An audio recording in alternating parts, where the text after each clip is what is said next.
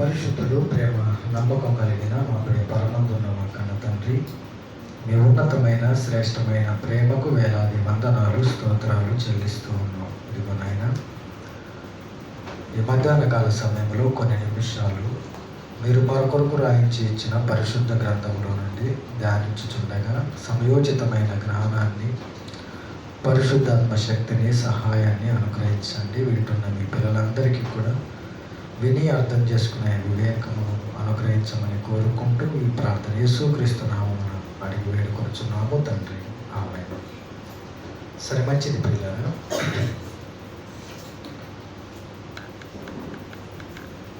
ఆదికాండము 27వ అధ్యాయంలో తండ్రి గారు కొన్ని మాటలు మనకు గుర్తు చేశారు పిల్లలు కదా.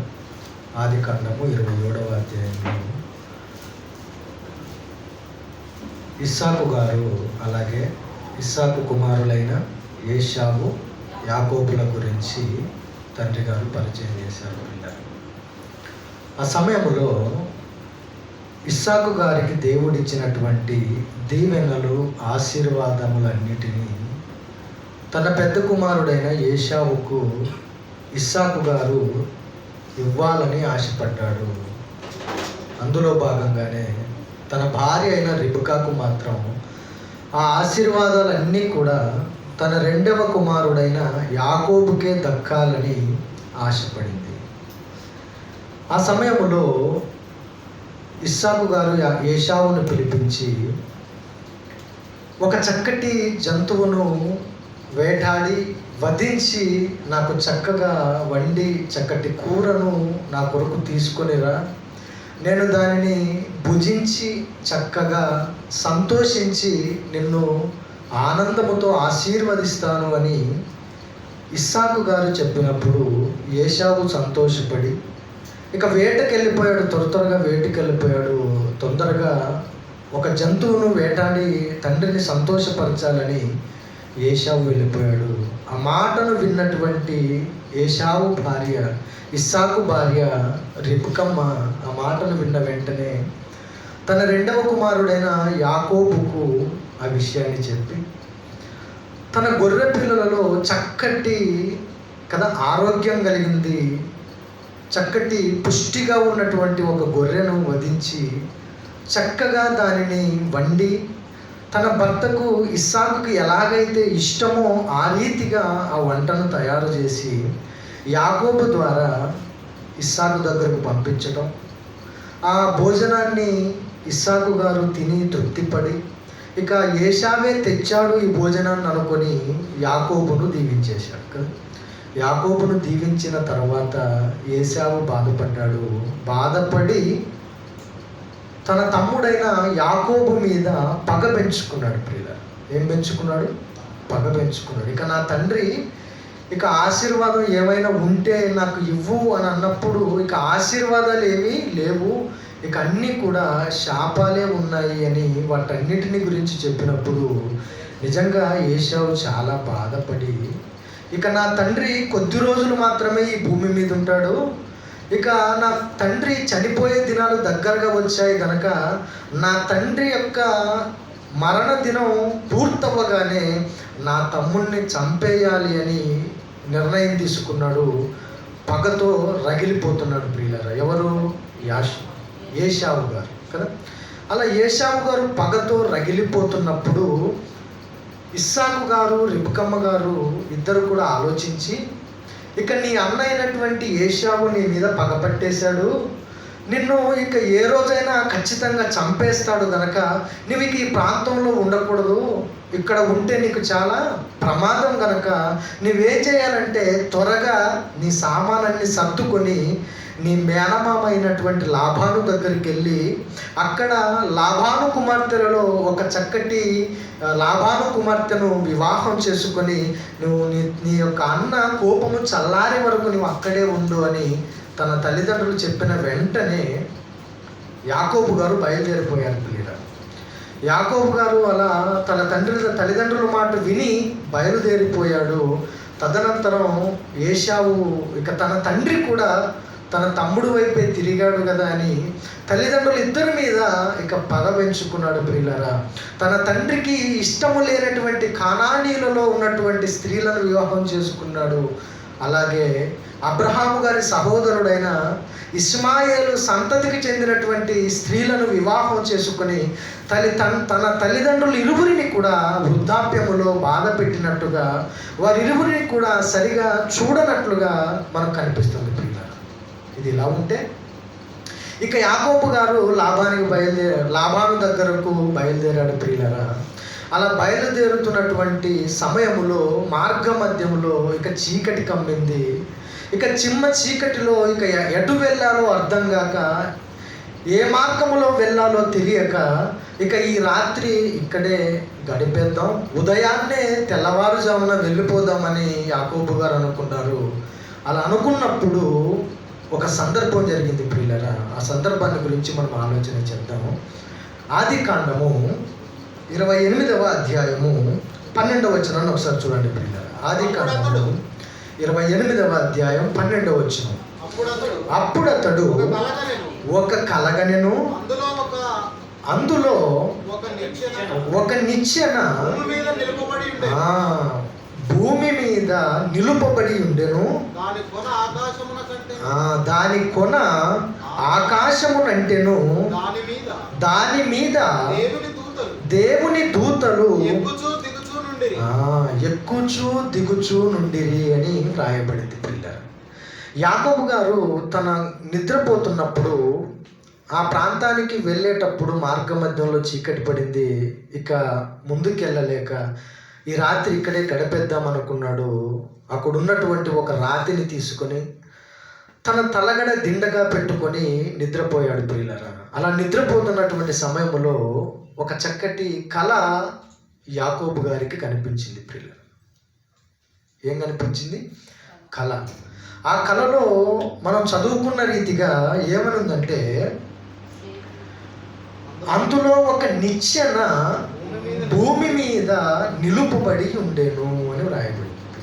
ఆ కళలో యాకోబు గారికి ఒక నిచ్చెన కనిపించింది. ఆ నిచ్చెన ఎలా ఉంది అని అంటే, దాని కొన ఆకాశమునంటేను అని ఉంది ప్రియులారా. అంటే భూమి మీద నుండి ఆకాశానికి ఒక నిచ్చెన కనిపించిందంట. ఒక నిచ్చెన కనిపించింది. దాని మీద దేవుని దూతలు ఎక్కుచూ దిగుచూ ఉన్నారు అని అంట పిల్లలు. నిజంగా అంత పెద్ద నిచ్చెన ఉందంటారు. యాకోబు గారి కలలో కనిపించింది ఒక చక్కటి నిచ్చెన. అది ఈ భూమి మీద నుండి ఆకాశానికి వేయబడింది. ఆ నిచ్చెన మీదంట దేవదూతలు ఎక్కుచూ దిగుచూ ఉన్నారు అని అంట ప్రేమ దేవుని వల్ల. అలా దిగుచూ ఎక్కుచూ ఉన్నప్పుడు అలాగే ముందుకెళ్తే ప్రియులరా, మరియు యెహోవా దానికి పైగా నిలిచి, నేను నీ తండ్రి అయిన అబ్రహాము దేవుడను ఇస్సాకు దేవుడైన యెహోవాను, నీవు పండుకొని ఉన్న ఈ భూమిని నీకును నీ సంతానమునకును ఇచ్చేదను అని ఆకాశము పైన ఉన్నటువంటి దేవుడు మాట్లాడుతున్నాడు ప్రియులారా. ఎవరి దగ్గర? యాకోబు గారి దగ్గర మాట్లాడుతున్నారు ప్రియులారా. నిజంగా ఈ భూమి మీద నుండి ఆకాశానికి వేయగలిగినటువంటి నిచ్చెన ఉందంటారా? మనం చూసినటువంటి నిచ్చెనలు ఎన్ని ఉంటాయి ప్రియులారా? ఎంత ఎత్తు ఉంటాయంటే కనీసం ఒక మేడ, లేకపోతే 2 మేడలు, 2 అంతస్తులు అంతే. అంతకు మించినటువంటి నిచ్చెనలు మన జీవితంలో కూడా మనం చూడలేదు ప్రియులారా. కానీ ఇక్కడ ఉన్నటువంటి నిచ్చెన ఈ భూమి మీద నుండి ఆకాశానికి, ఆకాశం అవతల ఉన్నటువంటి పరలోకాన్ని కనిపించేంత పెద్దదిగా ఈ నిచ్చెన యాకోబు గారికి కనిపిస్తుంది ప్రియులారా. నిజంగా నిచ్చెన అనగానే చాలా జాగ్రత్తగా ఎక్కాలి ప్రియులారా నిచ్చెన మీద కదా. అప్పుడప్పుడు మిద్దెల మీద ఎక్కుతుంటాం మనం నిచ్చెన వేసుకొని, చాలా జాగ్రత్తగా ఎక్కరా అంటుంటాం కదా. లేదా కాలు జారి పడిందనుకో కింద పడిపోయి దెబ్బ తగిలి లేదంటే ఏదైనా ప్రమాదం జరిగే పరిస్థితి ఉంటుందిరా అని మన పిల్లలకు మనం చెప్తూ ఉంటాం పిల్లలు కదా. అలాగే ఒక కరెంట్ పోల్ ఎక్కుతున్నప్పుడు కూడా నిచ్చెనను ఉపయోగిస్తారు పిల్లలు. నువ్వు కింద ఉన్నప్పుడు దానిని జాగ్రత్తగా పట్టుకుంటేనే నేను పైకి ఎక్కుతాను, లేకపోతే నేను ఎక్కను. ఎందుకంటే ఒకవేళ నిచ్చెన జారి పడిపోయామనుకో చాలా ప్రమాదం జరుగుతుంది కనుక నీవు ఖచ్చితంగా నిచ్చెన పట్టుకోవాలి, నువ్వు పట్టుకుంటేనే నేను పైకెక్కుతాను అని చాలామంది మాటల్లో మనం వింటుంటాం పిల్లలు. అంటే నిచ్చెన ఎక్కుతున్నప్పుడు చాలా జాగ్రత్తగా ఎక్కాలి, లేకపోతే దాని మీద నుండి కిందకు పడే ప్రమాదం ఉంది, అవకాశం ఉంది ప్రియమైన దేవుని వల్ల. ఇక్కడ యాకోబు కలగన్నటువంటి ఈ నిచ్చెన భూమి మీద నుండి ఆకాశానికి అంచులకు దాని కొన అంటిందంట. ఆ నిచ్చెన ఈ భూమి మీద నుండి ఆకాశానికి దేవదూతలు ఎక్కుచూ దిగుచూ ఉన్నారు అని అంటే ప్రియమైన దేవుని వల్లరా, భూమి మీదకు పరలోకానికి ఒక మార్గం ఉంది. ఆ మార్గం దేని ద్వారా వేయబడిందంటే ఒక నిచ్చెన ద్వారా వేయబడింది. ఆ నిచ్చెన మీద దేవుని దూతలు ఆకాశానికి వెళ్ళేవారు, ఆకాశంలో నుండి భూమి మీదకి వచ్చేవారు అని మనకు అర్థమవుతుంది ప్రియులారా. నిజానికి ఆకాశానికి భూమికి నిచ్చెన వేయబడిందా ప్రియులారా? ఈ నిచ్చెన ఎక్కడ కనిపిస్తుందో మనకి మరొక చోట ఎక్కడైనా నిచ్చెన కనిపిస్తుందంటే మరి ఎక్కడ కనిపించదు ప్రియులారా. ఆకాశానికి భూమికి వేయబడినటువంటి అతి ఎత్తైన అతి పెద్దదైన నిచ్చెన ఈ నిచ్చెన. అంటే ఆ నిచ్చెన ద్వారా పైకి ఎక్కగలిగితే ఆకాశములో ద్వారాలు తెరుచుకుంటాయా? ఆ నిచ్చెన మీద నుండి దేవదూతలు ఆకాశానికి దిగుతూ ఉన్నారు అని అంటే ఆకాశ ద్వారములు ఉన్నాయనే కదా అర్థం. ఆకాశంలో నుండి దేవదూతలు కిందికి వస్తున్నారు అంటే ఆ నిచ్చెన ద్వారా ఆకాశంలోకి వెళ్ళడానికి మార్గం ఉంది కదా, వాక్యంలు కూడా ఉన్నాయని అర్థమవుతుంది ప్రియులారా. అలాగే ఆకాశంలో నుండి కిందికి రావడానికి ఈ నిచ్చెన ఉన్నప్పుడు ఇంకా కొన్ని సందర్భాలు మనం ఆలోచన చేద్దాం. నిజంగా ఆకాశానికి భూమికి నిచ్చెన వేయబడిందా, ఎలా వేయబడింది ఆ నిచ్చెన అని మనం ఆలోచన చేస్తే అదే మత్తయి రాసిన సువార్త ఒకసారి తీయండి ప్రియులారా. మత్తయి రాసిన సువార్త 3వ అధ్యాయము 16వ వచనం. మత్తయి రాసిన సువార్త, యేసు బాప్తిస్మం పొందిన వెంటనే నీళ్లలో నుండి ఒడ్డునకు వచ్చెను. ఇదిగో ఆకాశము తెరవబడెను.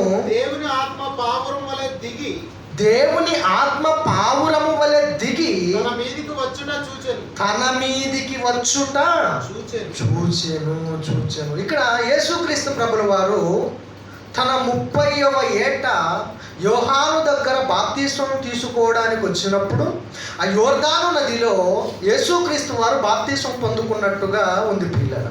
అలా బాప్తిస్మం పొందుకొని ఆ ఒడ్డుకు వస్తున్నప్పుడు ఏం జరిగిందంటే అక్కడ ప్రియులరా 15వ వచనం ఏమంటున్నాడు? 16వ వచనం ప్రియులరా, యేసు బాప్తిస్మం పొందిన వెంటనే నీళ్లలో నుండి ఒడ్డునకు వచ్చెను. ఇదిగో ఆకాశము తెరవబడెను అని అంటుంది ప్రియులారా. అంటే ఆకాశము తెరవబడిందంట మరలా ఒకసారి. ఎప్పుడు? యేసుక్రీస్తు వారి బాప్తిస్మం తీసుకున్నప్పుడు ఆకాశము తెరవబడింది ప్రియులారా. అలా ఆకాశం తెరవబడిన తర్వాత వెంటనే నీళ్లలో నుండి ఒడ్డునకు వచ్చెను. ఇదిగో ఆకాశము తెరవబడెను. దేవుని ఆత్మ పావురము వలె దిగి తన మీదికి వచ్చుట చూచెను. తర్వాత ఏమంటున్నాడు?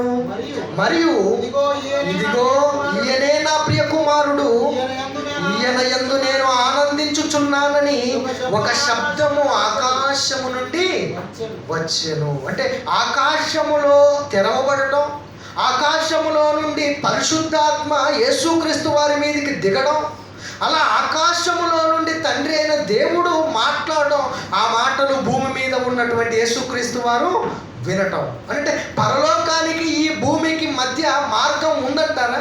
అంటే ఉన్నట్టుగానే కనిపిస్తుంది కదా పిల్లలు. ఆకాశము తెరవబడింది, పరలోకము నుండి దేవుని ఆత్మ యేసుక్రీస్తు వారి మీదకి దిగింది. యేసుక్రీస్తు వారి గురించి తండ్రి మాట్లాడుతున్నాడు. ఇదిగో ఈయనేనా ప్రియ కుమారుడు, ఈయన యందు నేను ఆనందించుచున్నాను అని అంటున్నాడు పిల్లలు. అంటే యాకోబు గారు కలలో కన్నటువంటి ఆ నిచ్చెన, ఆ మార్గం మరలా ఒకసారి మనకు కనిపిస్తుంది ప్రియులారా. యేసుక్రీస్తు వారి సందర్భంలో ఆకాశము తెరవబడింది, ఆకాశములో నుండి పరిశుద్ధాత్మ ఈ భూమి మీదకి దిగి వచ్చింది. అలా దిగి వచ్చిన తర్వాత తండ్రి కూడా ఆకాశములో నుండి మాట్లాడారు. ఆ మాటలు కూడా విన్నటువంటి సందర్భం ప్రియులారా. అంటే ఆకాశానికి మార్గం ఉంది ఈ భూమి మీద నుండి. ఈ భూమి మీద నుండి ఎవరైనా పరలోకానికి వెళ్ళాలి, ఆకాశాన్ని దాటి వెళ్ళాలి అని అంటే ఒక నిచ్చెన వేయబడింది. ఏంటా నిచ్చెన కదా? మనం అనుకుంటున్నట్టు ఏంటి, రెండు కట్టెలు పెట్టి వాటి మధ్యన ఏంటి పోళ్ళు పెట్టి అలా నిచ్చెన మీద నిచ్చెన కాదు ప్రియులారా. ఆ నిచ్చెన యాకోబు కనిపించినటువంటి నిచ్చెన కదా. ఆ నిచ్చెన ఏంటింతకి? ఆ నిచ్చెన ద్వారా పరలోకానికి మనం వెళ్ళగలమా? ఆ నిచ్చెన ఎలా వేయబడింది? అది భూమి మీద నుండి ఆకాశానికి వేయబడిందంట ప్రియులారా. ఆ నిచ్చెన మీద దేవదూతలు ఎక్కుచూ దిగుచూ ఉన్నారు. ఆ నిచ్చెన మీదే పరిశుద్ధాత్మ యేసుక్రీస్తు వారి మీదకు దిగింది కదా. మరి ఆ నిచ్చెనను పరలోకానికి మార్గం అన్నప్పుడు, ఆ నిచ్చెన భూమి మీదే వేయబడింది అన్నప్పుడు మనం అందరం కూడా దేని కొరకు ఎదురు చూస్తున్నాం? పరలోకానికే కదా. ఆకాశాన్ని దాటి వెళ్ళాలనే కదా మనం అందరం ఆలోచిస్తున్నాం. ఆకాశం అవతలున్నటువంటి ఆ తండ్రి దగ్గర చేరుకోవాలనే కదా మనం అందరం ప్రయాసపడుతున్నాం. మరి ఆకాశానికి వెళ్ళాలి అని అంటే ఈ భూమి మీదే నిచ్చెన వేయబడిందంట. మరి ఆ నిచ్చెనను మనం ఎక్కగలిగితే కదా, ఈ దేవదూతలు ఎలాగైతే ఎక్కుచూ దిగుతూ ఉన్నారో ఆ నిచ్చెనను కనుక మనం ఎక్కగలిగితే మనం కూడా ఆకాశాన్ని దాటి వెళ్ళే అవకాశం ఉందంటారా లేదంటారా? ఖచ్చితంగా ఉంది ప్రియులారా. అందుకే యాకోబు గారి కలలో కనిపించింది ఆ నిచ్చెన. అది భూమి మీద నుండి ఆకాశానికి వేయబడింది. దాని మీద దేవదూతలు ఎక్కుతూ ఉన్నారు. ఆ నిచ్చెన మీద మనము కనుక ఎక్కగలిగితే ప్రియులారా, మనము కూడా ఆకాశాన్ని దాటి వెళ్ళిపోతాం. ఆకాశాన్ని దాటి వెళ్ళిపోతాం కదా. అందుకే ఆకాశం తెరవబడింది. ఆ నిచ్చెన మీద నుండి పరిశుద్ధాత్మ దేవుడు కిందికి దిగాడు కదా. మరొక సందర్భాన్ని కూడా మనం ఆలోచిద్దాం. అపోస్తుల కార్యములు ఒకసారి తీయండి. అపోస్తుల కార్యములు 7వ అధ్యాయము. అపోస్తుల కార్యములు 7వ అధ్యాయము 55, 56. అపోస్తుల కార్యములు 7. అయితే అతడు పరిశుద్ధాత్మతో నిండుకొనిన వాడై ఆకాశము వైపు తేరు చూచి దేవుని మహిమను యేసు దేవుని కుడిపార్శ్వమందు నిలిచి ఉండుట చూసి. ఈ సందర్భం ఎవరంటే ఏంటి? స్టెఫన్ గారు మనందరికీ తెలుసు కదా.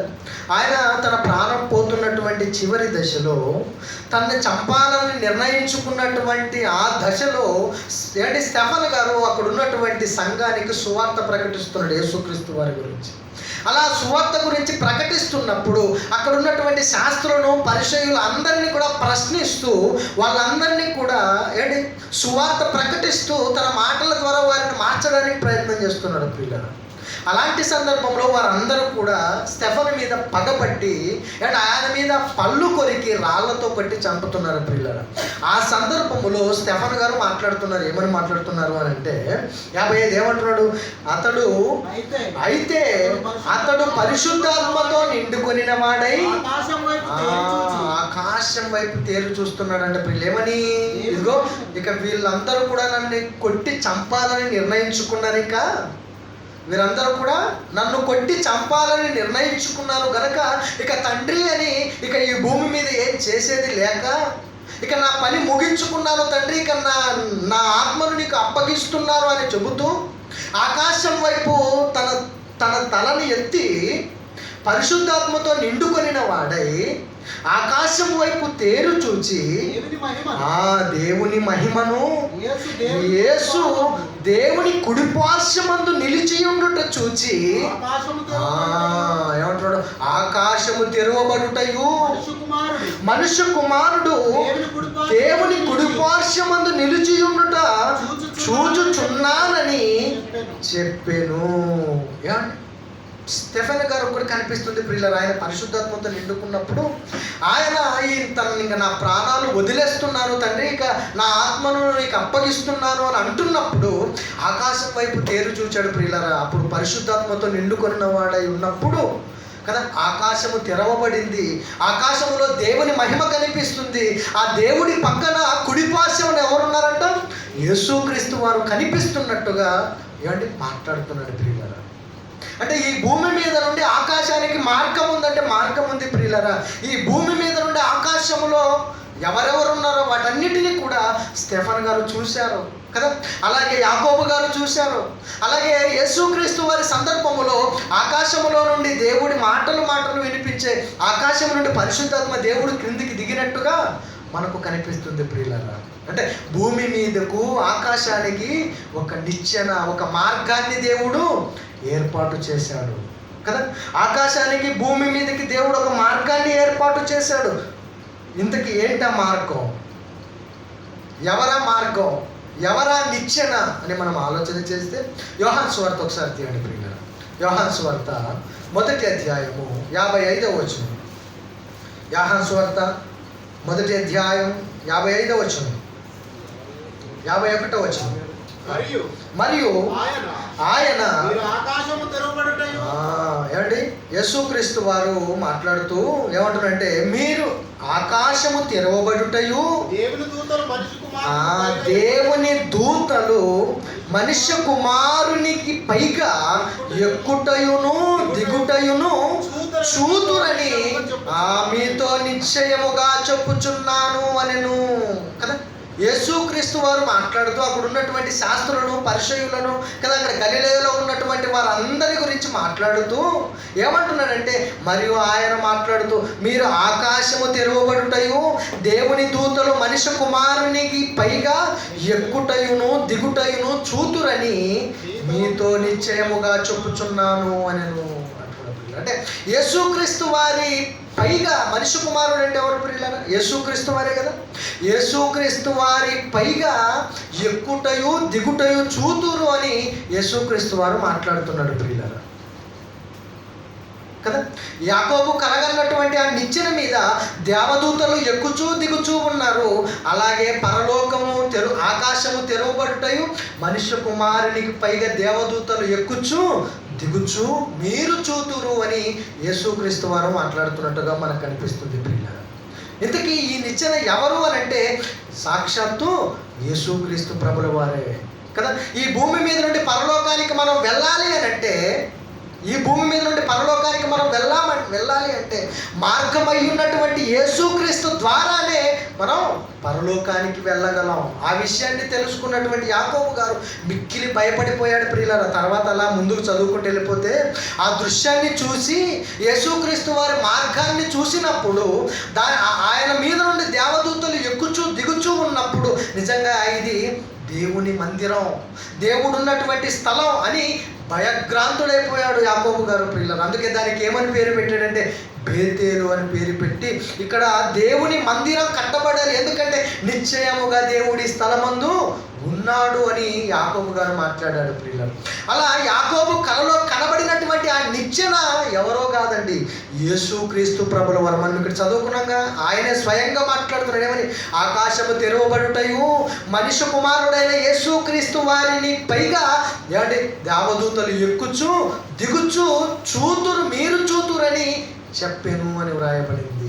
అంటే పరలోకానికి వెళ్ళాలి అని అంటే మార్గం నిచ్చెన, పరలోకపు నిచ్చెన యేసుక్రీస్తు వారు అని మనకు అర్థమవుతుంది ప్రియులారా కదా. మనమందరం కూడా పరలోకానికి వెళ్ళాలి, ఆకాశాన్ని దాటి వెళ్ళాలి అని అంటే పరలోకపు నిచ్చెనైన యేసుక్రీస్తుని మనం వెంబడించాలి, ఆయన మార్గములో మనం నడవాలి. అప్పుడే మనం తండ్రి యొద్దకు చేరుకోగలం. వాక్య పఠనంగా ఒక మాట చదువుకున్నాం కదా, యోహాను సువార్త 14వ అధ్యాయం 6వ వచనం ఏమని, యేసు నేనే మార్గము, నేనే సత్యము, జీవమును, నా ద్వారా తప్ప ఎవరును తండ్రి యొద్దకు రారు కదా. పరలోకానికి, ఈ భూమి మీద నుండి పరలోకానికి వేయబడినటువంటి ఆ నిచ్చెన వేరెవరో కాదు ప్రియులరా, యేసుక్రీస్తు ప్రభుల వారే సాక్షాత్తు కదా.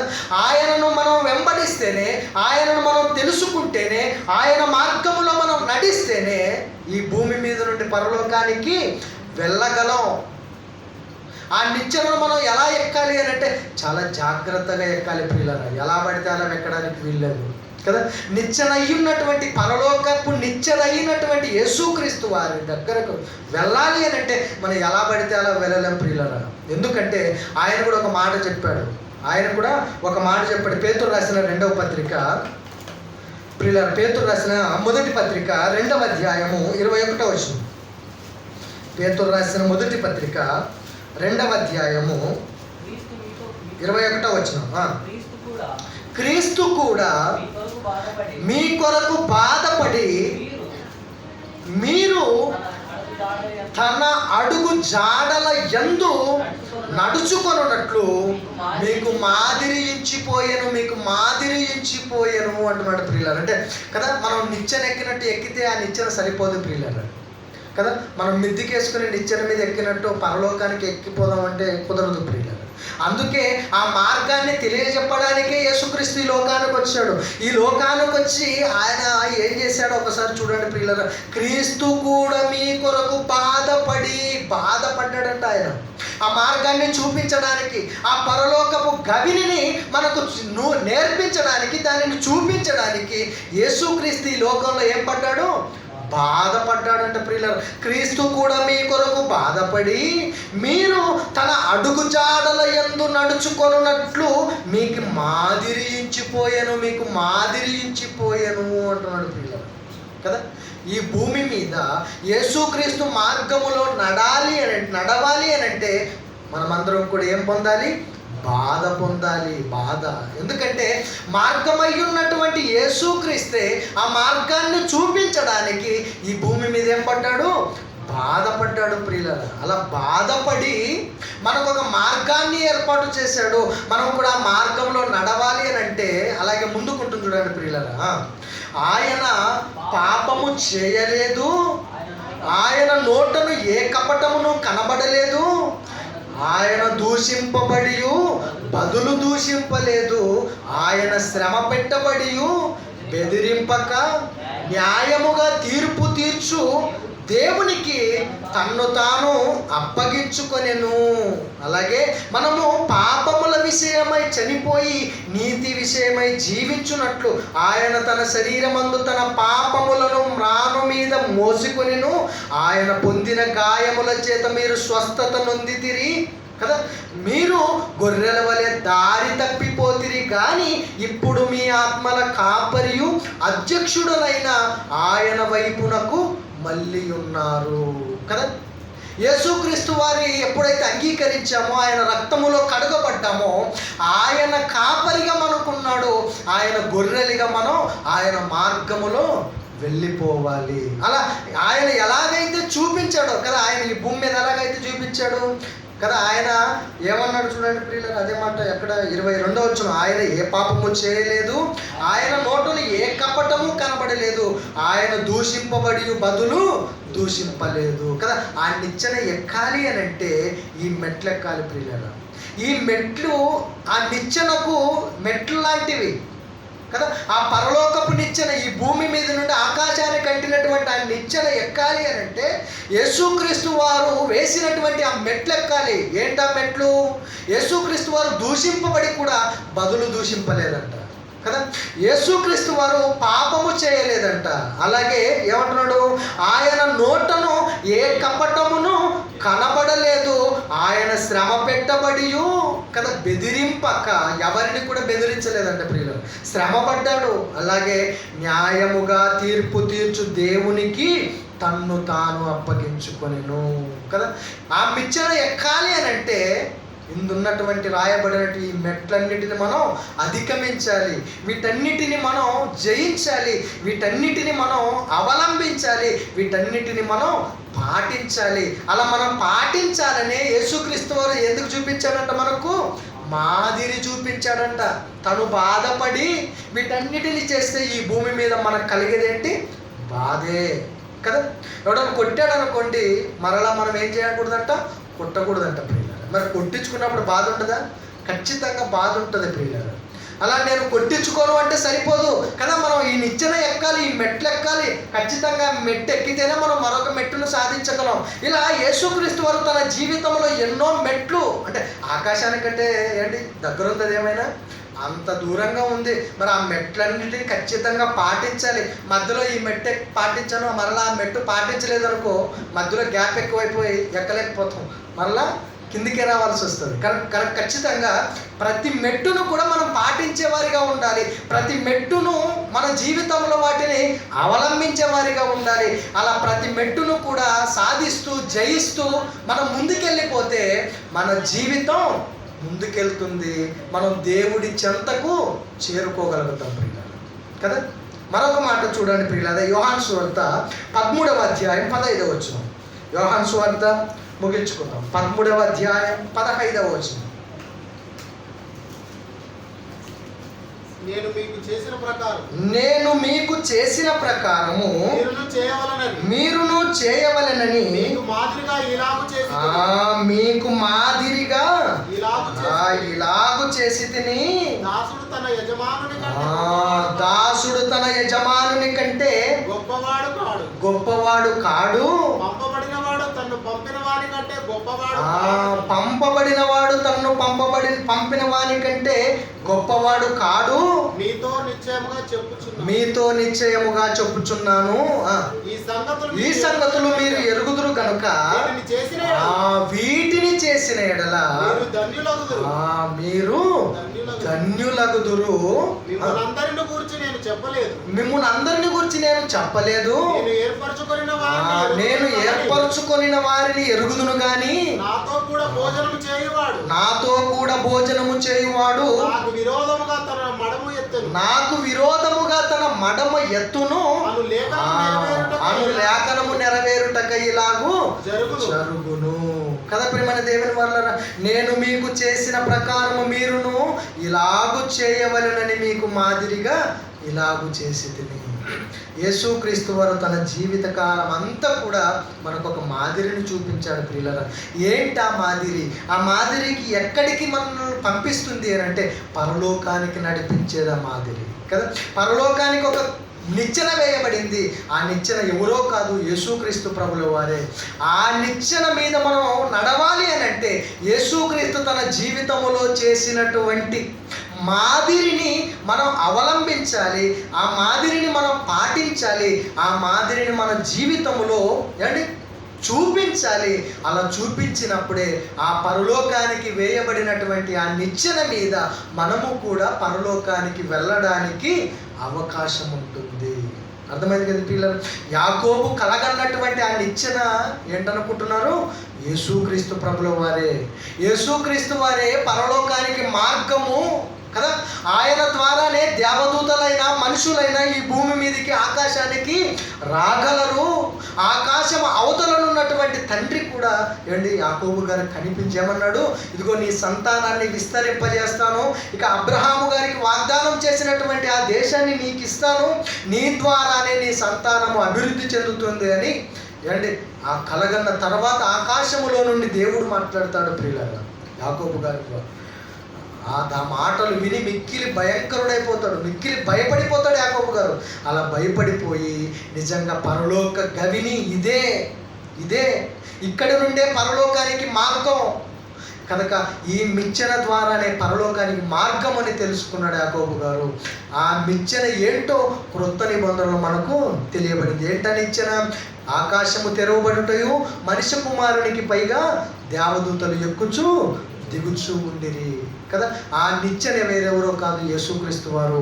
ఆ నిచ్చెన మనము ఎక్కాలి అని అంటే యేసుక్రీస్తు వారు ఈ లోకములో చూపినటువంటి మాదిరి, ఈ లోకములో మనకి చూపినటువంటి బాట అన్న, మార్గము అన్న, మెట్లు అన్న, ఇవన్నీ ఒకే పర్యాయ పదాల ప్రియులారా. ఏవేవి? బాట అన్న, మార్గము అన్న, మెట్లు అన్న. 7 మెట్లు అంటారు మన వాళ్ళు కదా, 5 మెట్లు అంటారు. అవన్నీ కూడా పరలోకానికి సోపనాలు, మార్గాలు. కనుక యేసుక్రీస్తు ఈ లోకంలో చూపించినటువంటి ఆ మార్గం ఏదైతే ఉందో ఆ మార్గాన్ని మనం అవలంబించుకుంటూ వెళ్ళిపోతే ఆ పరలోకానికి వేయబడినటువంటి నిచ్చెనలో మనం ఉన్నామని అర్థం కదా. ఒక్కో మెట్టు దాటుకుంటూ ఒక్కో దాన్ని జయించుకుంటూ ఒక్కో దాన్ని సాధించుకుంటూ మనం పరలోక ప్రయాణంలో ముందుకెళ్ళాలి. యాకోబు గారు చూసినటువంటి ఆ నిచ్చెన యేసుక్రీస్తు వారు. ఆ నిచ్చెనను మనం ఇప్పుడు కలిగి ఉన్నాం.